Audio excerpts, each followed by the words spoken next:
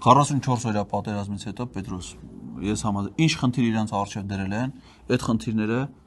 փայլուն ձևով կատարել։ Օրինակ, 44 օրյա պատերազմից հետո Արցախի պաշտպանության բանակից զորացրում են իրականացրել, զորահամալրում չեն իրականացրել։ Արցախի պաշտպանության բանակից ինչքան սպառազինություն դուրս են բերել, մի հատ սպառազինություն Արցախի պաշտպանության բանակ չեն տարել։ 2 տարի զորակոչ ու զորացրումից հետո բանակը ԱՊԲ-ն թույլատնելուց հետո 23 թվականին ամբողջ Արցախի պաշտպանության բանակը թողել են շրջափակման մեջ, որի հետևանքով ադրբեջանական ագրեսիայից հետո